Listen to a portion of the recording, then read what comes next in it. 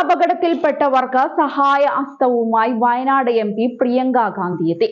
കരിപ്പൂരിൽ നിന്ന് കൽപ്പറ്റയിലേക്കുള്ള യാത്രക്കിടെ റോഡരികിൽ കാർ അപകടത്തിൽപ്പെട്ടത് ശ്രദ്ധയിൽപ്പെട്ട പ്രിയങ്ക ഗാന്ധി വൻ സുരക്ഷാ സംഘം ഒപ്പമുണ്ടായിരുന്നിട്ടും പൊതുജന സുരക്ഷയെ മുൻനിർത്തി MP ഇടപെടുകയായിരുന്നു. സഹയാത്രികനായ ഡോക്ടറെ വിളിച്ച് പരിക്കേറ്റവരെ പരിശോധിക്കാൻ നിർദ്ദേശം നൽകിയ പ്രിയങ്ക തുടർന്ന് പരിക്കേറ്റവർക്ക് തൽക്കാല ചികിത്സ ലഭ്യമാക്കുന്നതിനായി ആംബുലൻസ് എത്തിച്ച് അടുത്തുള്ള ആശുപത്രിയിലേക്ക് മാറ്റാനും ആവശ്യപ്പെട്ടു. പരിക്കേറ്റവരെയും കൊണ്ട് ആംബുലൻസ് ആശുപത്രിയിലേക്ക് പോയതിനു ശേഷം മാത്രമാണ് പ്രിയങ്കയും യാത്ര തുടർന്നത്. അതേസമയം വയനാട് നിയോജക മണ്ഡലത്തിലെ ഗ്രാമീണ റോഡുകളുടെ പൂർത്തീകരണം വൈകുന്നതും വയനാട് പാർലമെന്റ് മണ്ഡലത്തിലെ മുഴുവൻ ഉന്നതികളെയും ബന്ധിപ്പിക്കുന്ന തരത്തിൽ PMGSY മാർഗരേഖയിൽ മാറ്റം വരുത്തണമെന്നും കൃഷി വികാസ് യോജനയുടെ ന്യൂനതകൾ ചൂണ്ടിക്കാണിച്ചും കേന്ദ്ര ഗ്രാമവികസന കൃഷി വകുപ്പ് മന്ത്രി ശിവരാജ് സിംഗ് ചൗഹാന് പ്രിയങ്ക ഗാന്ധി കഴിഞ്ഞ ദിവസം കത്തയച്ചിരുന്നു. വയനാട്ടിലെ 3200ഓളം വരുന്ന ആദിവാസി ഉന്നതികൾ അനുഭവിക്കുന്ന ഏറ്റവും വലിയ പ്രശ്നം റോഡുകൾ ഉൾപ്പെടെയുള്ള അവരുടെ അടിസ്ഥാന സൗകര്യ വികസനത്തിലെ പോരായ്മകളാണ്. ചികിത്സാ സൗകര്യങ്ങൾ, കുടിവെള്ളം ഉൾപ്പെടെയുള്ള അടിസ്ഥാന സൗകര്യ വികസനം സാധ്യമാവണമെങ്കിൽ ഈ ഉന്നതികളെ പട്ടണവുമായി ബന്ധിപ്പിച്ചിട്ടുള്ള റോഡ് സൗകര്യങ്ങൾ ആവശ്യമാണ്. കാടുകൾക്കകത്തുള്ള ട്രൈബൽ ഉന്നതികളിൽ തൊഴിൽ ലഭ്യത കുറവ് മുതൽ വിദ്യാഭ്യാസ സ്ഥാപനങ്ങളിലെ ആദിവാസി സമൂഹത്തിന്റെ കൊഴിഞ്ഞുപോക്കും മനുഷ്യ വന്യമൃഗ സംഘർഷത്തെ നേരിടുന്നതിനു വരെ കണക്ടിവിറ്റിയുടെ കുറവ് വെല്ലുവിളിയാകുന്നുണ്ട്.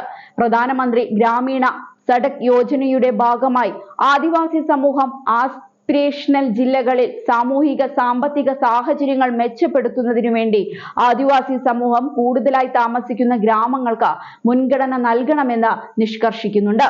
എന്നാൽ PMGSY മാർഗനിർദ്ദേശങ്ങൾ അനുസരിച്ച് 500-നുമേൽ ജനസംഖ്യയും അതിൽ 50% ആദിവാസികളും താമസിക്കുന്ന ഗ്രാമങ്ങൾക്ക് മാത്രമേ പദ്ധതി ഏറ്റെടുക്കാവൂ എന്ന നിബന്ധനയുള്ളതായി പ്രിയങ്ക ഗാന്ധി MP ചൂണ്ടിക്കാട്ടുന്നുണ്ട്.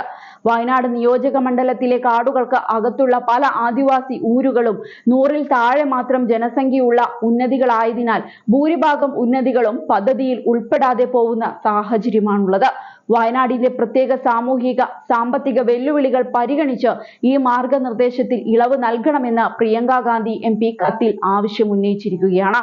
പ്രധാനമന്ത്രി ഗ്രാമീണ സഡക് യോജനയുടെ ഭാഗമായ വെള്ളമുണ്ട പുളിഞ്ഞാൽ റോഡും അച്ചൂർ പാലത്തിന്റെ നിർമ്മാണത്തിലും വലിയ കാലതാമസം ഉണ്ടാവുന്നു. 2023 മുതൽ നിരന്തരമായ സമ്മർദ്ദം പ്രാദേശിക അധികൃതർക്ക് മേൽ ചെലുത്തുന്നുണ്ടെങ്കിലും ഫലം കാണാത്ത സാഹചര്യത്തിൽ മന്ത്രിയുടെ ഇടപെടൽ വേണമെന്നും കത്തിൽ ആവശ്യപ്പെടുന്നുണ്ട്. പ്രധാനമന്ത്രി കൃഷി വികാസ് യോജനയുടെ ഭാഗമായി ചെറുകിട കർഷകർക്ക് സ്പ്രിംഗ്ലർ ഇറിഗേഷൻ സ്ഥാപിക്കുന്നതിനു വേണ്ടി പദ്ധതിയുണ്ട്. എന്നാൽ പദ്ധതിയുടെ ഇൻസ്റ്റലേഷൻ ചിലവും അതിന്റെ GSTയും സബ്സിഡിയിൽ നിന്ന് ഒഴിവാക്കിയതിനാൽ കർഷകർക്ക് വലിയ ചിലവ് വരുന്നുവെന്നും ഇത് പദ്ധതി നടപ്പിലാക്കാൻ വെല്ലുവിളിയുണ്ടാക്കുന്നുവെന്നും കത്തിൽ പ്രിയങ്ക ഗാന്ധി MP ചൂണ്ടിക്കാട്ടുന്നു. വയനാടിന്റേത് പ്രത്യേക ഭൂപ്രകൃതിയായതിനാൽ മറ്റു സ്ഥലങ്ങളെ അപേക്ഷിച്ച് കർഷകർക്ക് കൂടുതൽ സ്പ്രിംഗ്ലർ സെറ്റുകൾ സ്ഥാപിക്കേണ്ടതായി വരുന്നുണ്ട്.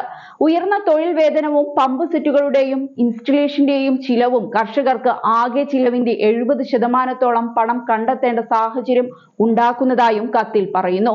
ഇതിനായി അധിക സാമ്പത്തിക സഹായം ഈ പദ്ധതിയിൽ പ്രത്യേക പരിഗണന നൽകി അനുവദിക്കണമെന്നും പ്രിയങ്ക ഗാന്ധി MP കത്തിൽ ആവശ്യപ്പെട്ടിട്ടുണ്ട്.